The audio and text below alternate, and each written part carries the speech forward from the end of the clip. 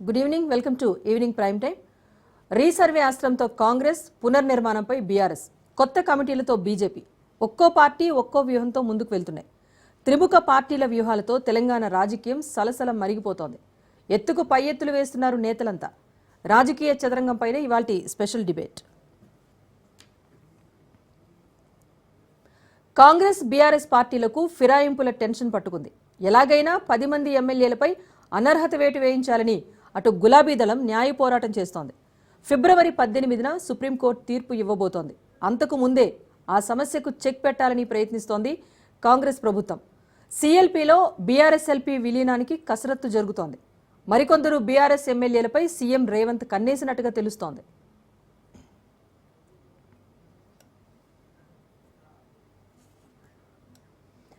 BRS కు 38 మంది ఎమ్మెల్యేలు ఉన్నందున వారిలో 2/3 అంటే 26 మందిని చేర్చుకుంటే బీఆర్ఎస్ఎల్పీ విలీనం పూర్తవుతుంది. ఇలా విలీనమైతే పార్టీ మారిన ఎమ్మెల్యేలకు ఫిరాయింపుల చట్టం వర్తించదు. అందుకే చట్టపరంగా అడ్డంకులు లేకుండా కాంగ్రెస్ పార్టీ పావులు కదుపుతోంది. మరో 16 మంది వస్తే కారు పార్టీ ఖేల్ ఖతం అంటున్నాయి గాంధీభవన్ వర్గాలు. కొత్తగా చేరిన వాళ్లలో 4 మంత్రి పదవులు ఇచ్చే అవకాశం కూడా ఉంది.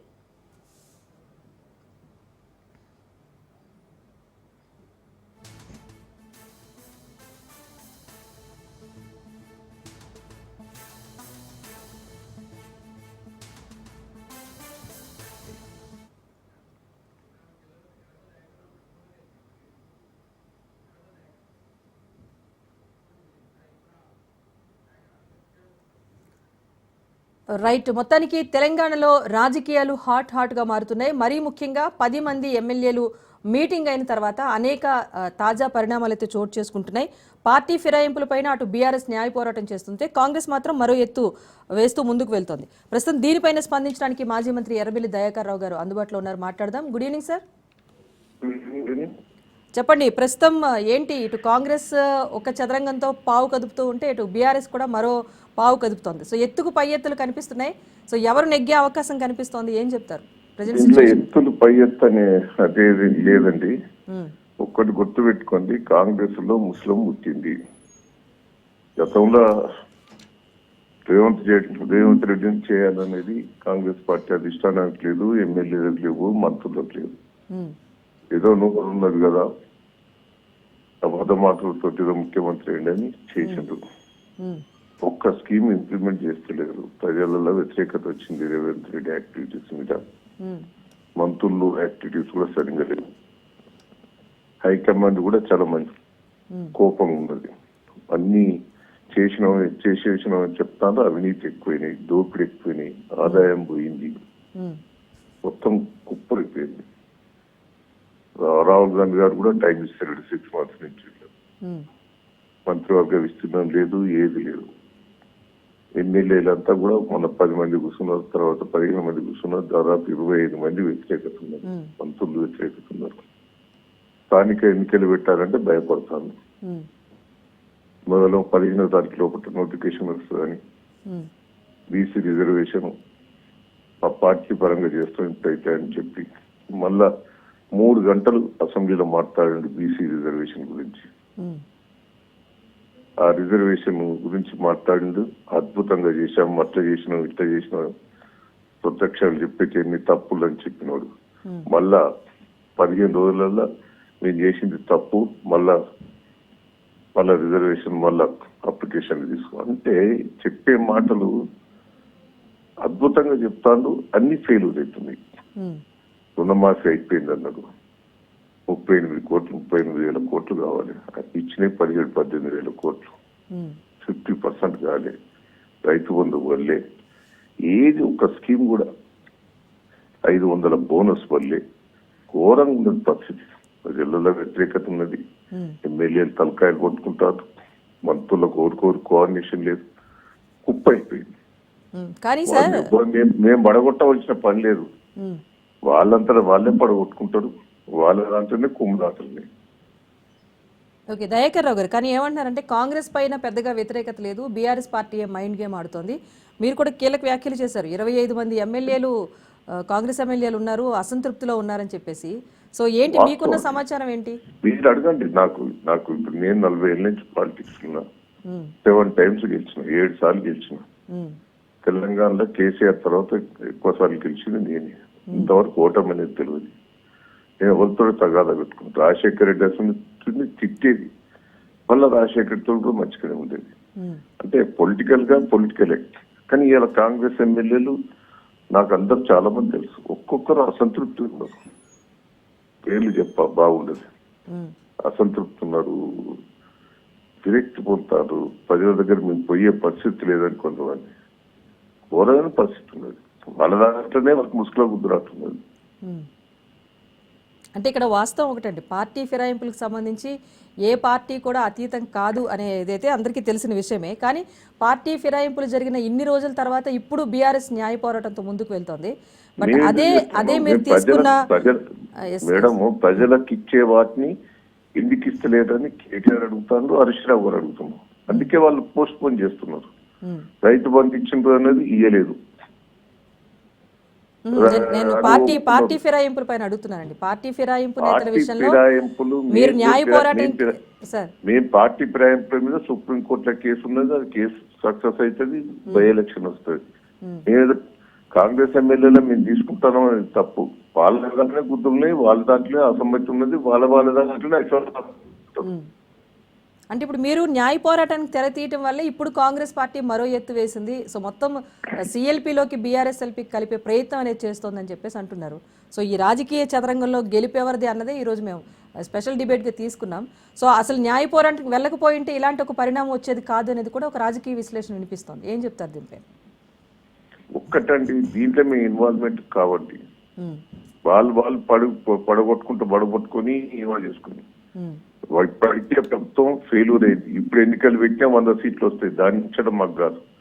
మేము ప్రజల సమస్యల కోసం పోరాటం చేస్తాం. వాళ్ళు ఇచ్చిన హామీలు నిలబెట్టే వరకు వదిలిపెట్టేది లేదు. ఇంకొకటి సార్, సర్వే విషయంలో కూడా బీఆర్ఎస్ ఇంకొక అంశాన్ని సర్వే చేసుకున్న సర్వే కూడా రిపోర్ట్ వాళ్ళకి వచ్చింది. ఓడిపోతామనే వచ్చినాయి. ఇప్పుడు స్థానిక ఎన్నికలలో మంచిగా లేదనే పెట్టిన దాని మీదనే వాళ్ళు పోస్ట్ పోన్ చేసుకున్నారు. అంటే గతంలో చేసిన కుటుంబ సర్వేతో ఇప్పటి కులగణన సర్వేను పోలుస్తున్నారు. కులగణన సర్వేలో వాళ్ళే తెలియదని ఇప్పుడు ఒప్పుకున్నట్టే కదా. ఇప్పుడు అసెంబ్లీలో 3 గంటల ఉపన్యాసం ఇచ్చిండు, అదరగొచ్చిండు అందరినీ. ఇప్పుడేమంటాడు, మళ్ళా సర్వే చేయాలని మొదలు పెట్టారు. ఇంకో అంశం కూడా తీస్తున్నారు, కేబినెట్ ఆమోదం లేని సర్వే. అది పార్టీ కోసం చేపట్టిన సర్వే. దాంతో ఎలా కంపేర్ చేస్తారు? హలో, ఎందుకు చేసినామంటారు? Hello, right. Thank you so much అండి టైం స్పెండ్ చేసినందుకు. సో మొత్తానికైతే తెలంగాణలో ప్రస్తుతం కనిపిస్తున్న తాజా రాజకీయం పైన మనం మొత్తానికి తెలంగాణలో అన్ని పార్టీలు, ఇటు బీఆర్ఎస్ కానివ్వండి, అధికారంలో ఉన్న కాంగ్రెస్ పార్టీ కానివ్వండి, బీజేపీ కానివ్వండి, ఢిల్లీలో గెలుపు ఉత్సాహంతో ఉన్న బీజేపీని చెప్పాలి. సో బీజేపీ కానివ్వండి, అన్ని పార్టీలు కూడా తెలంగాణ పైన పట్టు కోసం ప్రయత్నాలు చేస్తున్నాయి. అటు కేసీఆర్ మళ్ళీ ప్రత్యక్షంగా రాజకీయాల్లోకి వస్తున్నారు.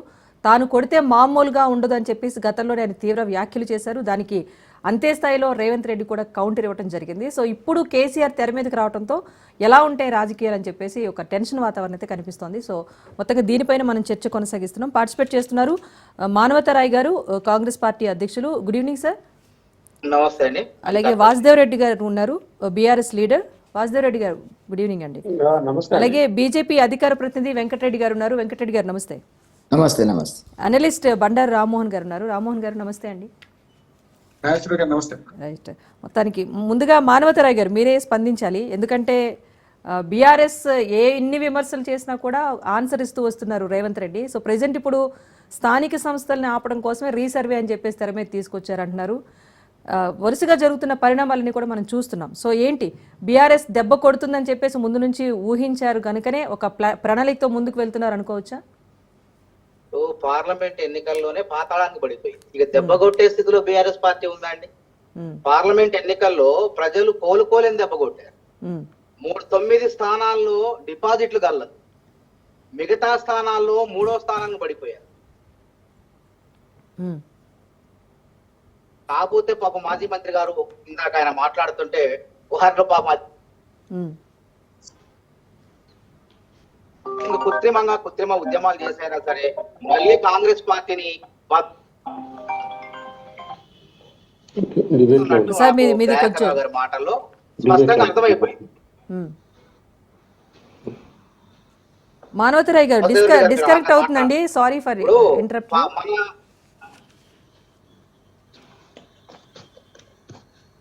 హలో ఎస్ మానవతరాయ్ గారు మాట్లాడండి.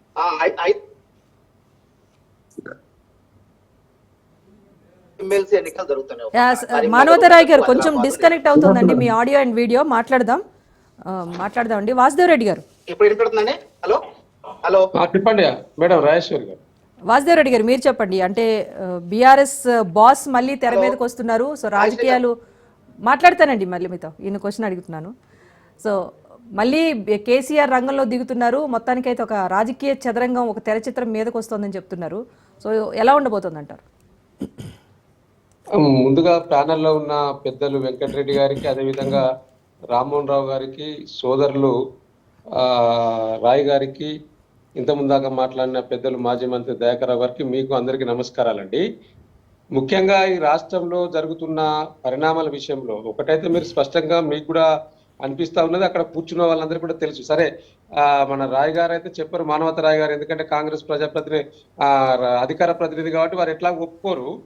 బట్ ఒకటి మాత్రం వాస్తవంగా కనిపిస్తున్నది ఏంటి అంటే, ఇవాళ మహారాష్ట్ర ఎన్నికలు, హర్యానా ఎన్నికలు, ఆ తర్వాత ఢిల్లీ ఎన్నికలు అయిపోయిన తర్వాత బీజేపీ ఆలోచన అంతా తెలంగాణ రాష్ట్రం పైన ఉన్నది, ఆ దిశగా ఆలోచిస్తున్నదేమో అని అనిపిస్తున్నది.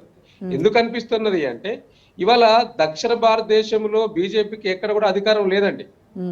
ఇవాళ ఉన్న 2 రాష్ట్రాల్లో కూడా కాంగ్రెసే అధికారంలో ఉన్నది, కర్ణాటక కానీ తెలంగాణ కానీ, ఇంకొకటి హిమాచల్ ప్రదేశ్ ఉన్నది అనుకోండి. సో ఈ దక్షిణ భారతదేశంలో 2 రాష్ట్రాల అధికారంలో ఉన్నది. ప్రధానంగా ఢిల్లీకి ఆదాయ వనరుగా ఉన్నదే ఒకటి హైదరాబాద్, రెండవది బెంగళూరు అండి. ఈ 2 రాష్ట్రాల్లో బీజేపీ ఎక్కడ కూడా కొద్దిగా కోలుకోలేని పరిస్థితిలో ఉన్నది. కాబట్టి వారి ఆలోచన విధానం ఆ విధంగా ఉన్నదేమో, రేపు ఇక్కడ పరిణామాలు ఏమన్నా చేంజ్ అయ్యే అవకాశం ఉన్నదేమో అని ఒక ఆలోచన. రెండవది ఏంటి అంటే, ఇప్పుడు జరుగుతున్న పరిణామాలను మనం ఒకసారి గమనిస్తే, ఇవాళ రాహుల్ గాంధీ గారు ఈ యొక్క ముఖ్యమంత్రి రేవంత్ రెడ్డి గారికి అపాయింట్మెంట్ ఇస్తలేడని, మొన్న ఢిల్లీకి పోతే కూడా కలవలేదని, ఒక పక్క ఒడిశా ఎమ్మెల్యేలతో సమావేశం అయినా కూడా ముఖ్యమంత్రి గారిని కలవలేకపోయిందని, మొన్న వరంగల్కి ఏదో రాహుల్ గాంధీ గారు వస్తున్నారని షెడ్యూల్ రిలీజ్ చేసిండ్రు.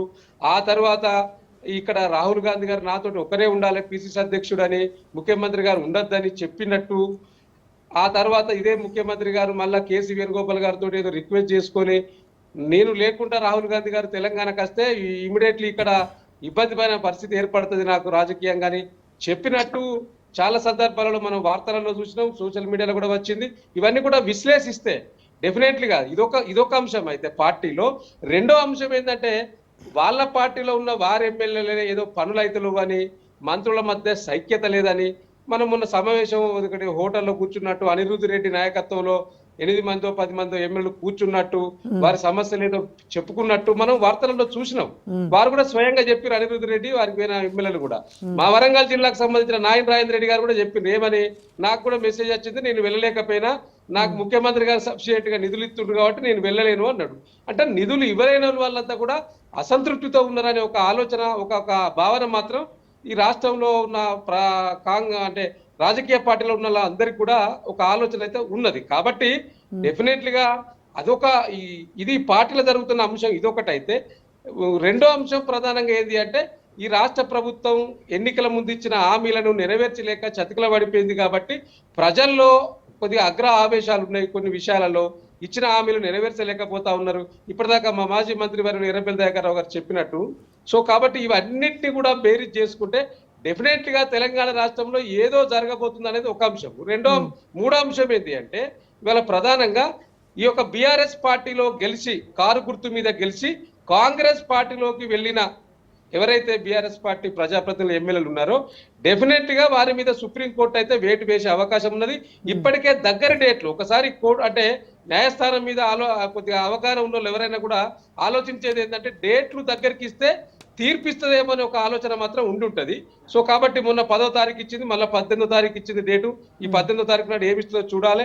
ఇప్పటికే ఆ, ఒక పక్క హైకోర్టులో నుంచి వెళ్ళి మళ్ళీ సుప్రీంకోర్టుకు పోయింది.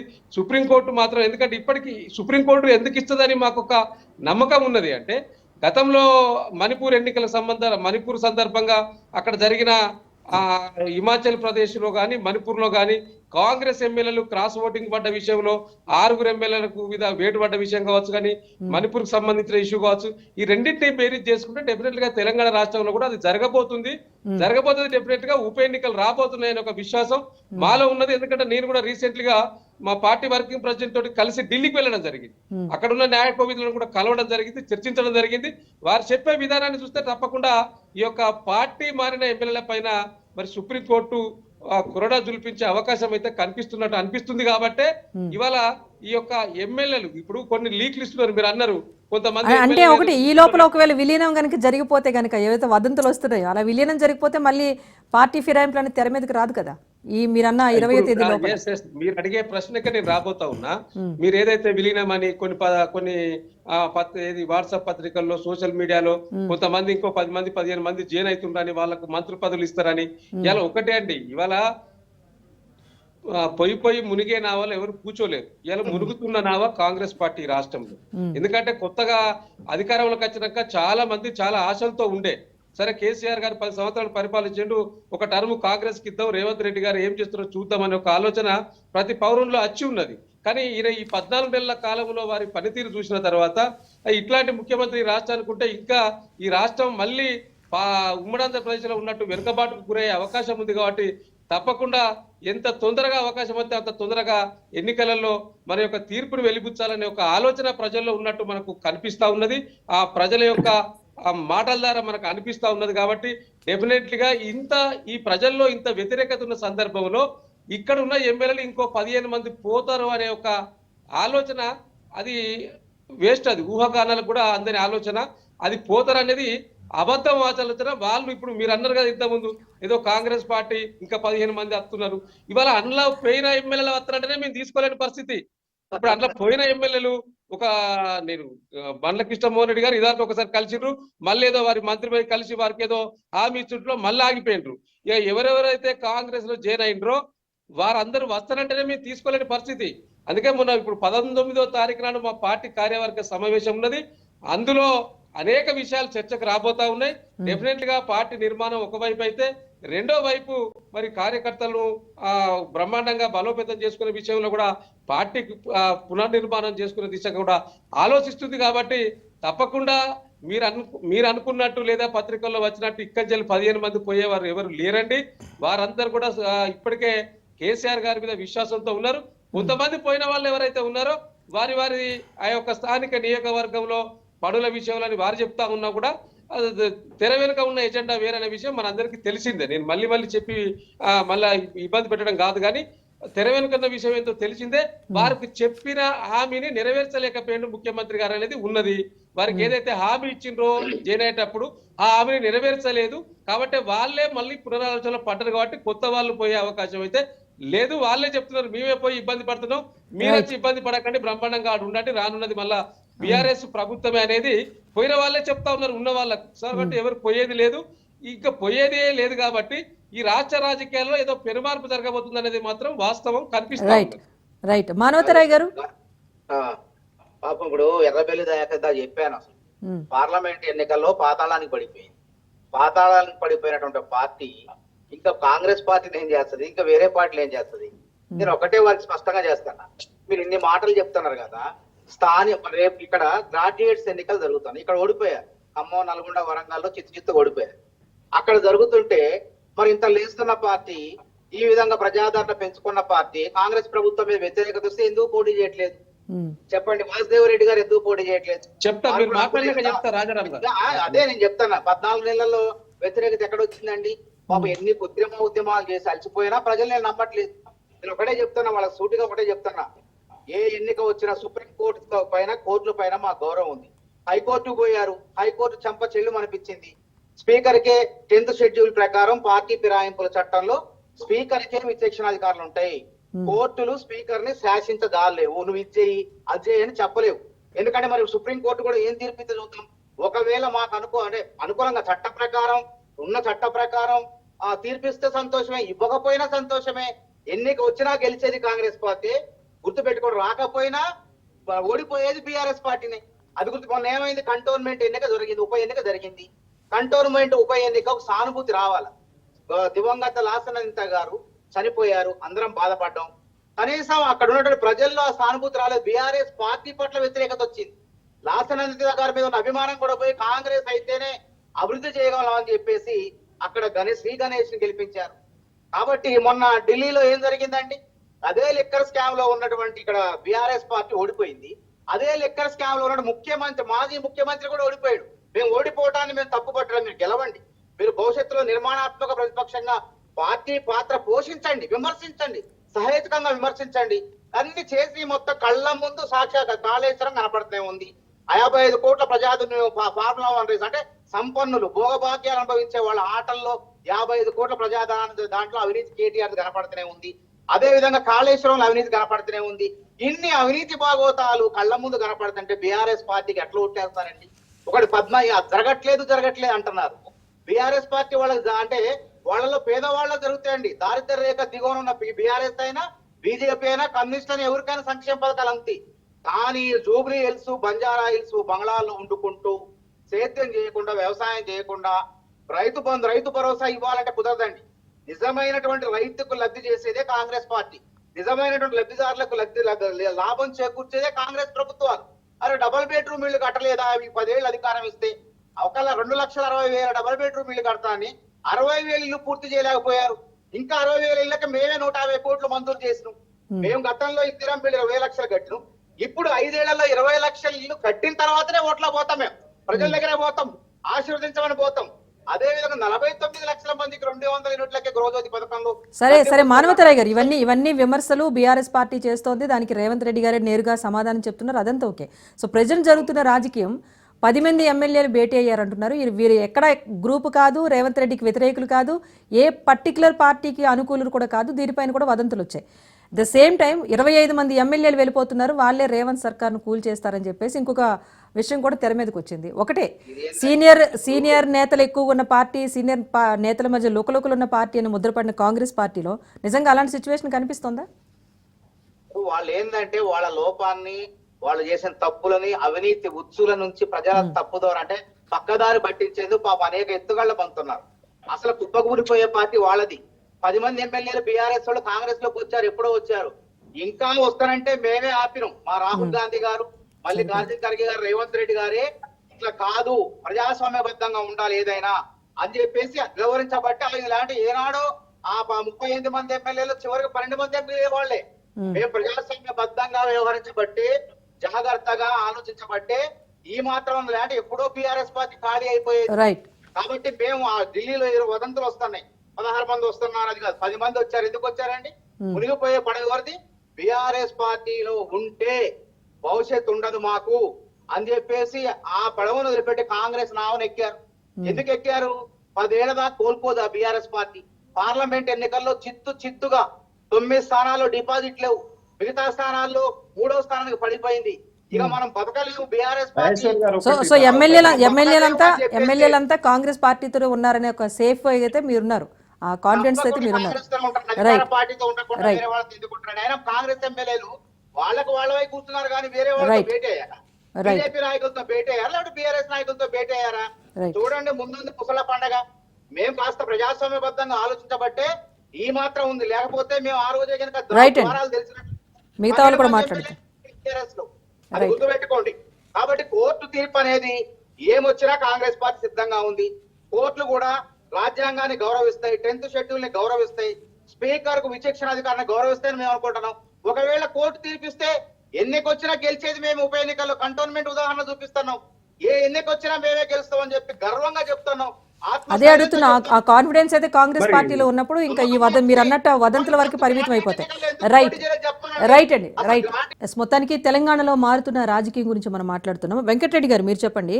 ఒకటి, బడ్జెట్ తర్వాత అందరూ ఫేవర్గా ఉన్నారని చెప్పేసి మీరు అనుకుంటున్నారు. అలాగే ఢిల్లీ రిజల్ట్స్ తర్వాత కూడా బీజేపీ స్ట్రాంగ్గా ఉంది, తెలంగాణలో కూడా పాగా వేస్తామని మీరు అంటున్నారు. కానీ బీసీ ఓటు బ్యాంక్ కాపాడుకునే ప్రయత్నంలో ఉన్న కాంగ్రెస్ పార్టీ 42% రిజర్వేషన్ ఇవ్వకపోతే కనుక కేంద్రాన్ని నిలదీస్తామని చెప్పేసి బీజేపీని ఇరుకును పెడుతోంది. ఇదొక అంశం అయితే, జిల్లా అధ్యక్షుల ఎంపికలో బీజేపీలో లుకలుకలు వస్తున్నాయనే అంశం కూడా తెర మీదకి వస్తుంది. అట్ ద సేమ్ టైం బీజేపీలో మహిళలకు ప్రాధాన్యత తగ్గుతోందని చెప్పేసి ఇంకొక అంశం తెర మీదకి వస్తుంది. సో ఈ మూడు కూడా భారతీయ జనతా పార్టీకి కొంత తలనొప్పిగా మారే అవకాశం ఉందని చెప్పేసి విశ్లేషణలు వినిపిస్తున్నాయి. మీరేం చెప్తారు వెంకటరెడ్డి గారు? రాజేశ్వర్ గారు వినిపిస్తుందా? రాజేశ్వర్ వినిపిస్తుంది. ఇప్పుడు మీరు లేవనెత్తిన అంశంలో ఏదైతే ఉన్నదో పార్టీ ఫిరాయింపులు, బీఆర్ఎస్ పార్టీకి సంబంధించినటువంటి ఎమ్మెల్యేలు కాంగ్రెస్ పార్టీలో 10 మంది జాయిన్ అయ్యి ఈ రాష్ట్రంలో, తెలంగాణ రాష్ట్రంలో అమరుల స్ఫూర్తిగా వేలాది మంది ప్రాణత్యాగాల పునాదుల మీద ఏర్పడేటువంటి తెలంగాణలో కేసీఆర్ చూపించినటువంటి దిగజారుడు ప్రజాస్వామ్య వ్యతిరేక రాజకీయాలు అదే పద్ధతిలో కాంగ్రెస్ ప్రయాణం చేస్తున్నటువంటి, చాలా వేగంగా ప్రయాణం చేస్తుంది. ఈ దిగజారుడు రాజకీయాలు కానివ్వండి, పార్టీ ఫిరాయింపులు కానివ్వండి, 2014 నుంచి ఇప్పటి వరకు మనం చూసినట్టయితే, మొన్నటి వరకు 10 ఏళ్ళ బీఆర్ఎస్ పార్టీలో అధికారంలో ఉన్నప్పుడు మనం చూస్తే సుమారుగా 40-45 మంది ఎమ్మెల్యేలు, ఎమ్మెల్సీలు, టీడీపీ నుంచి వచ్చిన వాళ్ళు, వైఎస్ఆర్సీపీ నుంచి, చివరి కమ్యూనిస్టు పార్టీ నుంచి కూడా వాళ్ళని సంతలో కొన్నట్టుగా కేసీఆర్ కొని ఆ పార్టీలో జాయిన్ చేసుకున్నటువంటిది వాళ్ళు మాట్లాడుతున్నారు. ఇవాళ నేను మాట ముందే చెప్పాను సార్, ఏ పార్టీ కూడా అతీతం కాదు పార్టీ ఫిరాయింపు. ఎవరు అధికారంలో ఉంటే పక్క పార్టీని పూర్తిగా లేదు ముందే వాడారు. So present politics madam Rajeshwara, Bharatiya Janata Party చాలా స్పష్టమైనటువంటి విషయంతో ఉన్నది, ఆలోచనతో ఉన్నది. పార్టీలో భారతీయ జనతా పార్టీలో జాయిన్ కావాలంటే మళ్ళీ ఎలక్షన్ కి వెళ్ళి గెలిచి రాజీనామా చేసి రావాలి. ఇది మా నీతి నియమం, ప్రజాస్వామ్యం పట్ల, అంబేద్కర్ రాజ్యాంగం పట్ల మాకు ఉండేటువంటి చిత్తశుద్ధి. కాబట్టి ఆ 2 పార్టీలను పొలసకండి. ఇవాళ గతంలో రేవంత్ రెడ్డి గారు అవన్నీ చూసినారు, రాళ్లతో కొట్టండి అన్నాడు. ఇప్పుడు ఏం చేస్తున్నాడు? ఆయన ప్రోత్సహిస్తున్నాడు. సరే, అది ఇక దిగజారిన రాజకీయాల గురించి నేను ఎక్కువ మాట్లాడను. ఆ 2 పార్టీలు ఆడుతున్నటువంటి నాటకంలో ఒక భాగం కింద మనకు ప్రజలు విసుక్కుంటున్నారు. ప్రజలు చాలా జుగుప్సాకరంగా రాజకీయాలను చూసి, అందుకే నేను అడగటం కూడా మీకు మీ పార్టీకి సంబంధించి అడిగా. ఈ వదంతులు, ఈ రాజకీయాల్లో భాగంగా బీజేపీని కూడా ఇరుకును పెట్టే ప్రయత్నం కాంగ్రెస్ పార్టీ చేస్తుంది కనుక ఆ 3 అంశాలు నేను అడిగాను.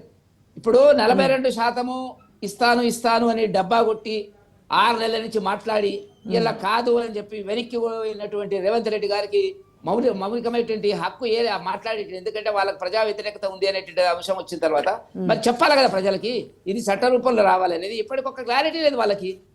కాంగ్రెస్ కు బీసీల పట్ల 46% అంటున్నారు, 10% ముస్లింలను కలిపారు. దీనికి భారతీయ జనతా పార్టీ మతపరమైన రిజర్వేషన్లకు వ్యతిరేకము.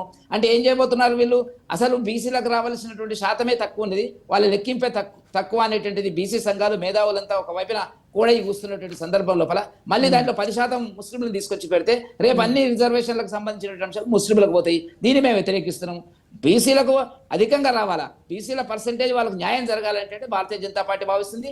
బీసీల గురించి, సంక్షేమం గురించి BRS party, Congress party, Bharatiya Janata పార్టీకి నీతులు చెప్పాల్సిన అవసరం లేదు.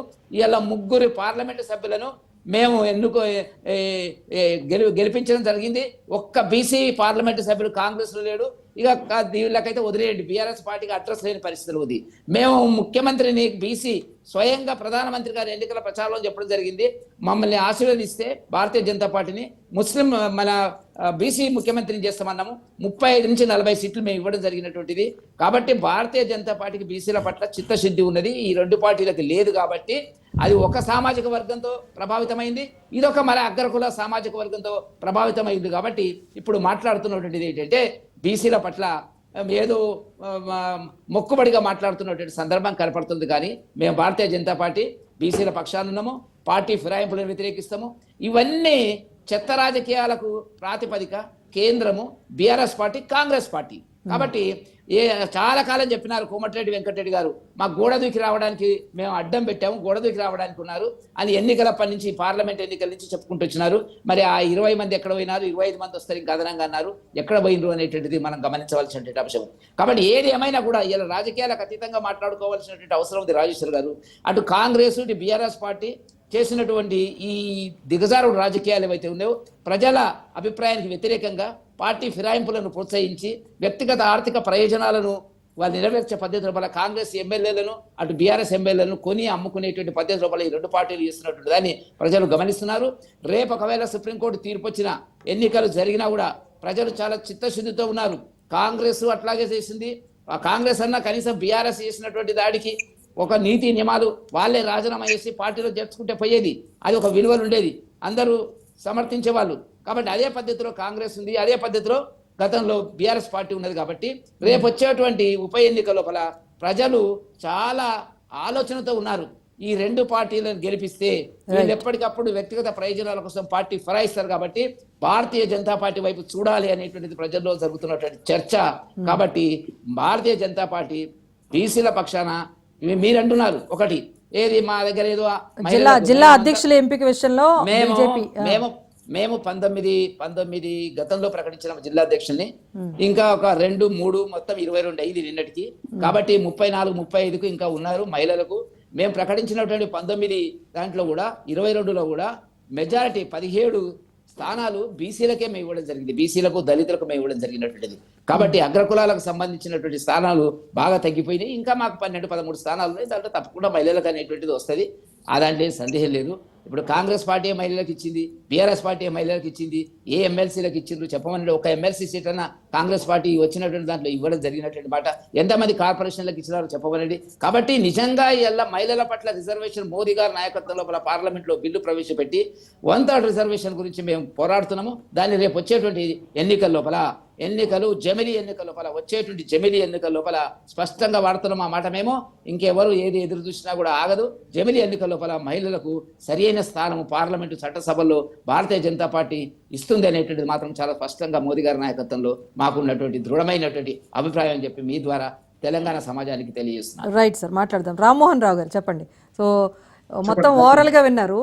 సో పార్టీ ఫిరాయింపులు అనేవి ఏ పార్టీ చేసినా కూడా అది రాజ్యాంగానికి ప్రజాస్వామ్యానికి విరుద్ధమే. కానీ జరుగుతున్న పరిణామాలు చూస్తుంటే అది బీఆర్ఎస్ఆ, కాంగ్రెసా, లేకపోతే ప్రభుత్వాలు మార్చేస్తున్న బీజేపీయా, ఇవన్నీ అంశాలు తెర మీదకి వస్తాయి.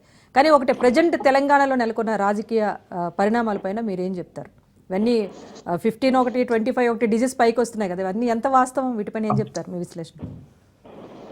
గారు, మీకు వెంకటరెడ్డి గారికి, మానవతరాయ్ గారికి, రాజదేవరెడ్డి గారికి, మన రాజనీతి ప్రేక్షకులకు నమస్కారం. కథకు కాళ్ళు లేవు, ముంటకు చెవులు లేవనే సామెత ఉంటుంది మన తెలంగాణలో జరుగుతున్నది. ఇప్పుడు 14 నెలలుగా ప్రతి నెల ఒక మైండ్ గేమ్ రాజకీయం లేకుండా డైవర్షన్ పాలిటిక్స్ నడుస్తుంది. అందరూ ఇది ఒకటి అనుకుంటున్నారు. ఇది ఒక 10 రోజులు నడుస్తుంది, మళ్ళీ మొదటికి వస్తుంది. ఇప్పుడు అంతా ఏం తప్పించుకున్నామంటే ఇంకో విషయం ముందరకు వస్తున్నది. ఇక్కడ 2 విషయాలు. ఫిరాయింపులకు ఆర్టీలంటే మొదలు కాంగ్రెస్ గాయారం సృష్టించింది. నేను కాంగ్రెస్ మంచి చేస్తే మా రాయ్ గారికి తెలుసు, మొన్న ఎస్సీ వర్గీకరణ గ్యారంటీ మీరు సక్సెస్ అవుతారని చెప్తున్నది. బీసీ వర్గీకరణలో మనకు ఏదైతే మన బౌన్స్ బ్యాక్ అవుతారని చెప్తుంది. కానీ సమస్య ఇక్కడ దాన్ని ఈ ఒక్క విషయమే మాట్లాడుతుంది. ఇవాళ 25 మంది ఎమ్మెల్యేలు మాకు వస్తారు అని బీఆర్ఎస్ అన్నా తప్పే.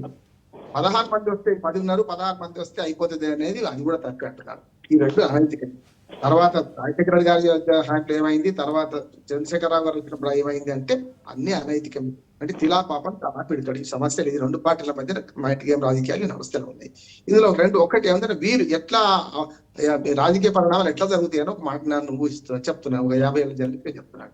మొట్టమొదటిది టీఆర్ఎస్ పార్టీ నుంచి ఇంకో 16 మంది పోతే తప్ప లీగాలిటీ ఉండదు. కానీ ఉన్న వాళ్ళే ఒక్కపోతం చేస్తుంటే 10 మంది ఏమో ఇప్పటికే కాంగ్రెస్ పార్టీ నుంచి వ్యతిరేకంగా ఒక గ్రూప్ పెట్టిండ్రు. బాధ్యతలు చెప్తాయి అంతకని నేను మించి చెప్పాను. ఆ 10 మంది ఉంటారా పోతారా తెలియదు. అటువంటిది పోయిన 10 మంది సంతోషంగా ఉన్నారంటే పోయిన 10 మందిలో ఒక అరకేపూడి గాంధీ గారికే తుమ్మితో ఊసిపోయి ముక్కిచ్చిండ్రు. అది పనికిరాని పదవి. అది కూడా చైర్మన్ ఎవరు అంగీకరించారు? టీఆర్ఎస్ బైకాట్ చేస్తున్నారు. అంటే అసంతృప్తితో ఉన్నారు. మీరైతే కాన్ఫిడెంట్ చెప్తున్నారా సార్ 10 మంది ఎమ్మెల్యేలు మీటింగ్ పైన? చెప్తాను, కనీసమే కదా, అందరూ ఒప్పుకున్నదే కదా. పోయిన వాళ్ళు 8 మంది ఒప్పుకున్నారు. ఇంకో 2 మేము పోలేకపోయినాం కానీ పోయిన నష్టం లేదంటున్నారు. మా పార్టీలో మేము వేరే కూర్చొని నష్టమైంది అన్నారు.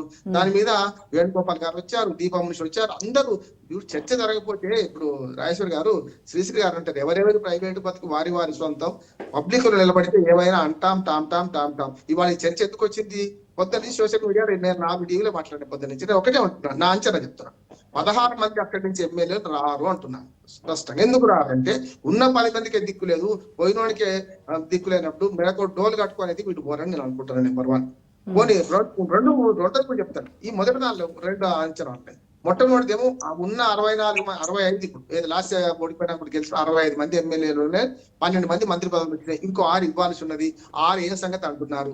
ఈ ఊహాగానాలు ఇంకొకటి వచ్చింది రాజేశ్వర్ గారు. ఇప్పుడట ఉన్న 10 మందిలో 2 మంత్రి పదవులు ఇస్తారట. ఏది బీఆర్ఎస్ నుంచి ఇప్పుడు చేరిన వాళ్ళకు వచ్చే 16 మందికి 2 ఎందుకంటే 4 అడుగుతారు వాడు. అంటే ఉన్న 6 పోతాయి. అంటే Congress party original Congress party ఎవరైతే ఇప్పుడు బీఫామ్ మీద గెలిచిందో వాళ్ళు ఎవరికి పదవులు దక్కాయి అన్నట్టు అర్థమవుతుంది. అప్పుడు వాళ్ళు ఊరుకుంటారా?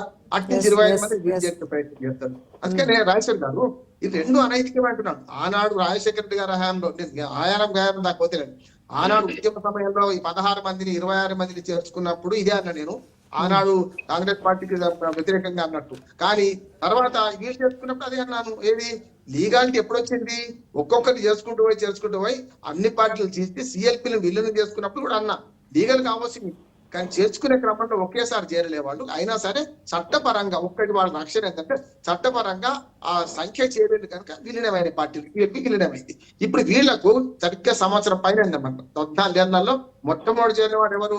ఈ ప్రభుత్వం 3 రోజులు పడిపోద్దన్న కరీం శ్రీహర్ గారు చేరిండు. ఆ తర్వాత లక్ష్మీపుత్రుడు అనుకుంటే ఆయన అన్ని విమర్శలు చేసి ఆయన చేరిండు. ఈ పోయిన 10 మంది ఎమ్మెల్యేలను కూడా అందరూ కూడా ప్రభుత్వం పడిపోద్ది, కాంగ్రెస్ ప్రభుత్వం పడిపోద్ది అన్న వాళ్ళే చేరిండు అట్లా. రెండోది మధ్య 10 మందికి ఇప్పటికీ అకౌంట్ పెట్టి చేయలేకపోతున్నారు కదా. ఈ 16 మందికి ఏం చేస్తారు అనేది అది ఒక మాట. రెండోది ఏమంటున్నాను అంటే ముగ్గురు మాట్లాడుతున్నా ఇది చెప్పకపోతే కరెక్ట్ గా ఒక మాట చెప్తున్నాం. ఇప్పుడు 25 మందిని వీళ్ళు చేర్చుకున్నాను అనుకోండి, అది కూడా సరిపోదు అంటున్నాను. కాంగ్రెస్ పార్టీలో 65 మంది ఉన్నారు. యాజ్ అడ్వకేట్ గా లీగల్ గా చెప్తున్నాను. 65 మందిలో 2/3 44 మంది చేరాలి. 44 మంది ఎక్కడ ఉన్నారు? వీళ్ళు 25 మంది చేరినా కూడా ప్రభుత్వానికి వస్తున్నారు. కానీ ఇల్లీగల్ అయితే 25 మంది అనర్హత వస్తుంది. ఇక కోర్టు సంగతి చెప్తున్నాను. టెక్నికల్ గా బీఆర్ఎస్ కున్న ఎమ్మెల్యేలో 2/3 వెళ్ళిపోతే కనుక పార్టీ ఉంటది. కానీ దాన్ని కూడా 2/3 వెళ్ళిపోకపోవడానికి కారణం చెప్తున్నాను నేను. ఉన్నోళ్ళకే దిక్కు లేదు అక్కడ, పోయిన వాళ్ళకి ఇంకేముంటది, డోలు కట్టుకొని పోతారు అని నేను అంటున్నాను. ఒకటి. రెండోది కూడా చెప్తున్నాను. ఇప్పుడు ఇది మైండ్ గేమ్ ఎందుకు ఆడుతున్నారంటే ఆ 10 మంది డైలమాలో ఉన్నారు. ఇప్పటికే కేటీఆర్ గారు మొన్న ఆ మాట అన్నారు, వస్తే మనం కాళ్ళు పట్టుకునే చర్చలేదు, ఉప ఎన్నికలు రావాలన్నారు. అది నా ఉద్దేశం అంటే ఆ ఛాలెంజ్ నేను సమర్థిస్తానండి. ఆ మాట మంచిది అంటున్నాను. అనర్హత పడితే పడనియండి, ఒక భయం అని ఉంటుంది, కనీసం వచ్చే వాళ్ళకన్నా భయం ఉంటుంది అంటున్నాను. అందులో ఏమంటున్నానంటే ఈ 10 మందిలో 4-5 ఈ పక్క చూపు చేసి మళ్ళీ వెనక్కి వస్తామని అంటున్నారు కనుక వాళ్ళను పోనించుకోకుండా ఉండాలి. మొట్టమొదటి కాంగ్రెస్ పార్టీలో 10 మంది పోనించుకోకుండా ఉండాలి వాళ్ళ పార్టీ వాళ్ళను. ఈ ఉన్న 10 మందిలో వీళ్ళని రక్షించుకోవాలంటే ఈ 16 మంది ఇంకా 16 మంది రావాలి, ఒక్కరిద్దరు కాదు, 16 మంది అక్కడి నుంచి రావాలంటే ఈ మైండ్ గేమ్ రాజకీయాలు ఆడుతున్నారు. 16 మంది వస్తారా రారా తర్వాత బీఆర్ఎస్ కి అవకాశం వస్తలేదు. వీళ్ళకున్న అవకాశం అన్న నేను 16 మంది వస్తుంటది కానీ బీఆర్ఎస్ కి అసలు అవకాశం లేదు. ఎందుకంటే 65 మందిలో మన 2/3 తీర్చాలి, అది సాధ్యం లేదు. ప్రభుత్వం రావాలంటే 25 మంది సరిపోతారు. కానీ 25 మంది వస్తే పార్టీలకి సస్పెండ్ అవుతారు కదా. ఒక మాట చెప్పిస్తాను. హైకోర్టు సుప్రీంకోర్టు ఏమన్నదంటే మొన్నటి దాకా ఆచామాచి వ్యవహారం కాదు, మొన్నటి దాకా వేరు. ఇప్పుడు సుప్రీంకోర్టు 2 వాయిదాలు వేసింది. ఆ వాయిదాలలో మొదటి వాయిదా ఏమన్నదంటే మీకు 10 నెలలు సమయం సరిపోదా అని హెచ్చరించినక్కడే స్పీకర్ కార్యాలయం కదిలింది, నోటీసులు ఇచ్చింది. నోటీసులు ఇవ్వడానికి 10 నెలలు పట్టింది కదా. కేసు ఎప్పుడు తేలుస్తారు అన్నది తగిన సమయం అని మన ప్రభుత్వం తరఫున అడ్వకేట్ చెప్తున్నారు, స్పీకర్ తరఫున అడ్వకేట్. ఒక మాట కంప్లీట్ చేయండి. రెండోది ఏమంటున్నాను అంటే అక్కడ రెండో దానికి సుప్రీంకోర్టు స్పష్టంగా చెప్పింది, తగిన సమయం అంటే మీరు నిర్ణయించుకుంటారా మమ్మల్ని నిర్ణయించమంటారా అన్నాను. ఇప్పుడు మెడ మీద కట్టి 10 మంది మీద వేలాడుతుంది. అలా గ్యారంటీ దానం నాగేంద్ర లాంటి వాడైతే లీగల్ గా చిక్కిన వాడు. మిగతా వాళ్ళ సంగతి అంటారా? ఇటు వాడు ఇప్పటికి ఆ పార్టీ ఈ పార్టీ ఈ జెండా ఆ జెండా అని తిరుగుతున్నారు కనుక 10 మంది పదవులు పోతాయి నేను గ్యారంటీ చెప్పలేను. కొందరు మాత్రం లీగల్ గా చిక్కిన వాళ్ళ పదవులు గ్యారంటీ పోతాయి, తర్వాత మిగతా వాళ్ళకి ఏర్పడుతుంది. ఇప్పుడు ఈ చర్చ అంతా కూడా mind game politics, diversion politics కోసమే. ప్రజల డిమాండ్ ప్రజలు అన్ని గమనిస్తున్నారు. ప్రజలు ఏం జరుగుతుందో చూస్తున్నారు. దాన్ని బట్టే ఈ మైండ్ గేమ్ రాజకీయాలు నడుస్తున్నాయి నేను. రైట్. వాసుదేవ్ రెడ్డి గారు మీరు చెప్పండి. రామ్మోహన్ రావు గారు అయితే చెప్తున్నారు ఛాన్స్ లేదు, కాంగ్రెస్ పార్టీలో ఉన్న 10 మంది ఇప్పుడు అసంతృప్తితో ఉన్నారని చెప్పేసి చెప్తున్నారు. మీరేం చెప్తారు? అంటే ఒకటి, గతంలోనే ఎప్పుడైతే అది కాంగ్రెస్ పార్టీలోకి వెళ్ళినప్పుడే అన్నారు ఇది కేసీఆర్ మైండ్ గేమ్, ఏదో ఒక రోజున ఈ 10 మంది మళ్ళీ వెనక్కి వస్తారు, ఆ రోజున మళ్ళీ బాస్ ముందుకు వస్తారని చెప్పేసి అప్పుడే ఒక చర్చ నడిచింది. సో ఇప్పుడు దానికి ఏమైనా ఎగ్జాంపుల్ గా జరుగుతుందా ఇప్పుడు సిచ్యువేషన్? ఒకటి ఇలా ప్రధానంగా ఒక ముఖ్యమైన అంశం చెప్పుకోవాల్సింది ఏంటి అంటే బయట ఈ వితిన్ దాస కాంగ్రెస్ సర్కిల్లో చర్చ ఉన్నది, బయట కూడా చర్చ ఉన్నది. ఏంది అంటే అసలు రాహుల్ గాంధీ గారు రేవంత్ రెడ్డికి అపాయింట్మెంట్ కి ఇవ్వకపోవడం ఒక కారణం, ప్రధాన కారణం ఉన్నది. అది ఏంది ప్రధాన కారణం అంటే ఇవాళ రాహుల్ గాంధీ గారు నేషనల్ మేనిఫెస్టో వారి న్యాయపత్రంలో ఏం పెట్టిండు, షెడ్యూల్ 10th కు సంబంధించి ఒక పార్టీ నుంచి వెళ్ళి ఇంకో పార్టీకి జంప్ అయితే ఇమ్మీడియట్లీ వాళ్ళ యొక్క పదవి రద్దయ్యే విధంగా మేము చర్యలు తీసుకుంటామని వారి యొక్క ఏఐసిసి మేనిఫెస్టోలో పెట్టిండు. దానికి విరుద్ధంగా, సరే వారు అధికారం రాలేదు అది వేరు విషయం, దానికి విరుద్ధంగా తెలంగాణ రాష్ట్రంలో రేవంత్ రెడ్డి గారు మెజార్టీ ఉన్నా కూడా 10 మంది ఎమ్మెల్యేలు తీసుకోవడము ఆయనకు నచ్చలేదనేది ఒక చర్చ ఉన్నది. ఆయనకు నచ్చలేదు కాబట్టి, ఈయన చర్యలు ఆయనకు నచ్చలేదు కాబట్టి అపాయింట్మెంట్ ఇస్తలేడు, ఇంకా మళ్ళీ 15 మందిని తీసుకుంటారు అనేది అది అట్టి ఊహాగానం మాత్రమే అనేది ఒక అంశం. రెండవది మిత్రులు మానవతరాయ్ గారు చెప్పిండ్రు ఇప్పటిదాకా, అసలు ఆయన రైతు భరోసా గురించి చెప్పిండు, అదే విధంగా గ్రాడ్యుయేట్ ఎలక్షన్ లో ఎందుకు పోటీ చేస్తలేదు, నిజంగా అంత భరోసా బీఆర్ఎస్ కుంటే అని వారన్నారు. ఎంపీ ఎలక్షన్ లో 0 అన్నారు మానవతరాయ్ గారు.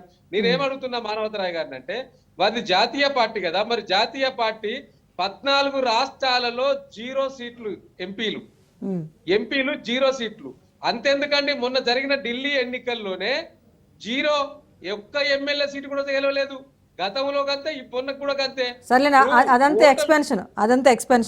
ఇప్పుడు స్టేట్ వరకు మాట్లాడు మేడం నేను చెప్పేది ఏంటంటే, వారు చెప్పారు కాబట్టి వారికి గుర్తు చేస్తా ఉన్నాను. నేను మానవతరాయ్ గారి సోదరుడికి గుర్తు చేస్తా ఉన్నాను. ఇప్పుడు ఓటమి గెలుపు అనేది సహజం అండి రాజకీయాలలో.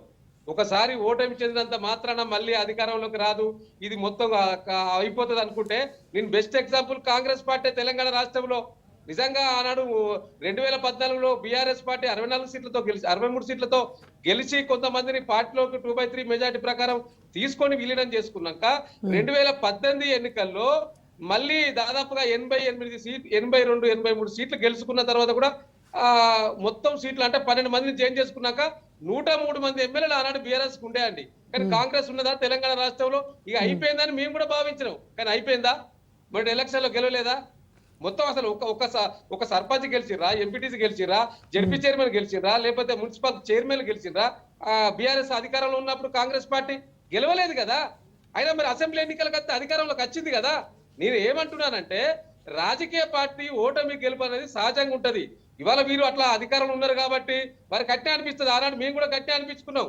ఏమనుకున్నాం, కాంగ్రెస్ పార్టీ అయిపోయింది ఎక్కడిదా ఇది అంత అట్టిపుచ్చట, కొంతమంది మేధావులు ఇట్లాంటి అనలిస్టులు మాట్లాడితే కూడా వీరికి తెలియదు అని అనుకున్నాం ఆనాడు అధికారంలో ఉన్నప్పుడు. కానీ ఇలా అధికారం పోయినాక వాస్తవం ఏందన్నది మాకు అర్థమైతా ఉన్నది. కాబట్టి గ్రౌండ్ లో ఉన్న వాతావరణాన్ని అంచనా వేసుకోవాలి. మీరు మంచిగా సెట్ చేసుకుంటే ఏమైతుందో చూద్దాం భవిష్యత్తులో. కానీ చూసుకోకుండా ఏం లేదు, వ్యతిరేకత బ్రహ్మాండంగా ఉన్నది, బీఆర్ఎస్ పార్టీ మొత్తం మునిగింది అయిపోయింది అంటే ఎక్కడ అయిపోలేదండి. గ్రాడ్యుయేట్ ఎలక్షన్ లో కూడా మేము పోటీ చేయకపోవడానికి ఒక వ్యూహం ఉందని మా కేసీఆర్ గారు, మా నాయకుడు కేసీఆర్ గారు ఒక ఆలోచన చేసిండు. ఆ ఆలోచన పరంగానే మేము ఎన్నికల్లో దూరం ఉన్నాము. డెఫినెట్లీ గా ఏ ఎన్నికల్లో దూరం ఉన్నా డెఫినెట్లీ గా రానున్నది బీఆర్ఎస్ పార్టీ అనేది ప్రజల్లో ఉన్న చర్చ. ఇకపోతే ఈ యొక్క ఫిరాయింపులకు సంబంధించి ఇవాళ వారి పార్టీ నాయకులే వ్యతిరేకిస్తా ఉన్నారు. మా పార్టీలోకి ఎందుకు తీసుకొస్తారు, గత బీఆర్ఎస్ పార్టీ తీసుకొచ్చే మునిగిపోయింది, మళ్ళీ మనం ఎందుకు మునిగిపోవాలని. ఇలా వారు తీసుకొచ్చిన నియోజకవర్గాలలో వాళ్ళ కాంగ్రెస్ పార్టీ ఇన్ఛార్జి, ఓడిపోయిన ఇన్ఛార్జి ఉన్నాడు కానీ ఒక్కరిని పిలిచాడు కానీ ఏం మాట్లాడతాడో. ఇప్పటికే వాళ్ళకు లొల్లులు అయితే ఉన్నాయి. ఇలా బండ్ల కృష్ణమోహన్ రెడ్డి లాంటి కాన్స్టిట్యూన్సీలో సరిత అయితే ధర్నా చేసింది. ఇట్లా చాలా నియోజకవర్గాలు ఉన్నాయని చెప్పుకుంటూ పోతే 10 నియోజకవర్గాలు రేపు ఎన్నికలు జరిగితే ఈ కాంగ్రెస్ నుంచి వెళ్ళి ఓడిపోయిన ఎమ్మెల్యేలు ఎవరైతే ఉన్నారో వాళ్ళే బీఆర్ఎస్ పార్టీని గెలిపిస్తారు. కొత్తగా ఎవరైనా గెలిపించాల్సిన అవసరం లేదు. ఎందుకంటే అక్కడ ఉన్న పరిస్థితి ఆ విధంగా ఉన్నది అక్కడ. ఎందుకంటే టికెట్ వాళ్ళకి రావు కదా. కాంగ్రెస్ ఇన్ఛార్జిగా ఉన్నట్టు వారికి టికెట్లు రావు. ఎవరికి ఇవ్వాలి? కాంగ్రెస్ పార్టీ. బీఆర్ఎస్ పార్టీ నుంచి వచ్చిన వాళ్ళకు టికెట్లు ఇవ్వాలి, బీఫామ్లు. సో ఎన్ని ప్లాన్లు వేసినా కారు పార్టీ ఖతమయ్యే పరిస్థితి ఇప్పుడు ప్రస్తుతం లేదంటారు. భానుమతిరాయ్ గారు మీరు కంక్లూడ్ చేయండి. ఒకటి పార్టీ మారి మానవతరాయ్ గారు అడిగినవ్వండి, పార్టీ మారి కాంగ్రెస్ లోకి వచ్చిన వారికి దిక్కు లేదు, మరి కొత్తగా మరో 4 మంత్రి పదవులు ఇస్తే మొత్తం అందరూ వచ్చేస్తారని చెప్పేసి మీరు చెప్తున్నారు. కానీ అలాంటి సిచ్యువేషన్ లేదని చెప్తున్నారు. ఒకవేళ మీరు పదవులు ఆశ చూపినా ముందున్న లీడర్స్ అందరూ ఊరుకుంటారా? అది కూడా మరో రచ్చకు కారణం అవుతుందని చెప్పేసి రామ్మోహన్ గారు అంటున్నారు. మీరేం చెప్తారు? 10 మంది ఎమ్మెల్యేలు పార్టీలోకి వచ్చింది వాస్తవం. రమ్మని లేదు, వాళ్ళని పొమ్మను లేదు, వాళ్ళు పోవటానికి కూడా ఇష్టం లేదు. వాళ్ళ అభివృద్ధిని కోరుకుంటున్నారు. వాళ్ళ నియోజకవర్గాలు, వాళ్ళ నాయకత్వం 10 కాలాల పాటు ఉండాలంటే కాంగ్రెస్ లో ఉండాలని బలమైన కాంగ్రెస్ తో చేరారు. వాళ్ళు కావాలని బీజేపీ ఏంటంటే బయటకి ఏం వాడుతుంది, వాళ్ళు వస్తా అన్నా వద్దంటున్నాం మేము అని చెప్పి కావాలని బయటకి ఏం వాడతారు. కానీ ఈ ఒక పత్రికలో వచ్చిన కథనం, ఇవాళ ఒక దినపత్రికలో వచ్చిన కథనాన్ని ఆసరాగా చేసుకొని ఈ డిబేట్లు ఇవన్నీ జరుగుతున్నాయి. ఇప్పుడు మా అధిష్టానాన్ని కలిశారు, మా అధిష్టానానికి షరతులు పెట్టింది, మంత్రి పదవులు ఇస్తుందని చెప్పి పుకార్లు ప్రచారం జరుగుతుంది. కానీ మేము స్పష్టంగా ఏం చెప్తున్నామంటే, మీరే అంటున్నారు కదా అధికారంలోకి వచ్చినప్పటి నుంచి గేట్లు తెరిచేస్తే కుప్పలు తెప్పలకు వస్తారంటున్నారు. కానీ మంత్రి పదవులు ఆశ చూపించాల్సిన అవసరం ఏముంది? గతంలో బీజేపీ కక్కుర్తి పడినట్టు ప్రజాస్వామ్యాన్ని కూనీ చేసినట్టు కాంగ్రెస్ పార్టీ పూనుకోలేదండి. అది గుర్తుపెట్టు. పూనుకున్నట్లయితే ఆ రోజు అయిపోయేది, మంత్రి పదవులు ఇచ్చేవాళ్ళం అధిష్టానం.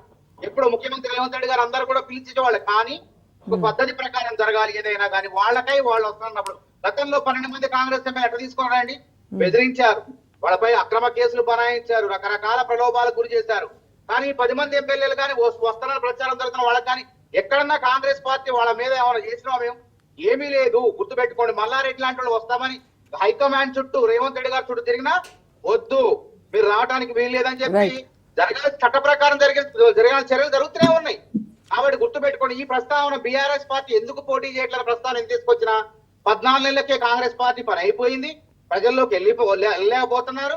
స్థానిక సంస్థల ఎన్నికల్లో పోటీ చేయలేకపోతున్నారని మాజీ మంత్రి ఎర్రబెల్లి దయాకర్ రావు గారు ముందు మాట్లాడారు. ఆ తర్వాత వాసుదేవ్ రెడ్డి గారు దాన్ని బలపరుస్తూ మాట్లాడారు కాబట్టి అయ్యా మీరు ముందు స్థానిక సంస్థల గ్రాడ్యుయేట్ ఎమ్మెల్యే ఎన్నికల్లో పోటీ చేయండి, అప్పుడు మాట్లాడనని చెప్పినాం.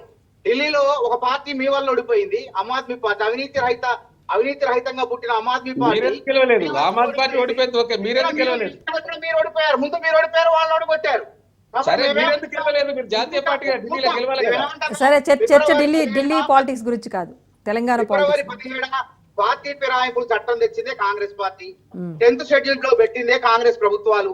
కాబట్టి మేము ఏమంటామంటే ప్రజాస్వామ్యబద్ధంగా 10th షెడ్యూల్ కి రాజ్యాంగంలో ఒక రక్షణ ఉన్నది, స్పీకర్ కి విచక్షణ అధికారాలు ఉన్నాయి.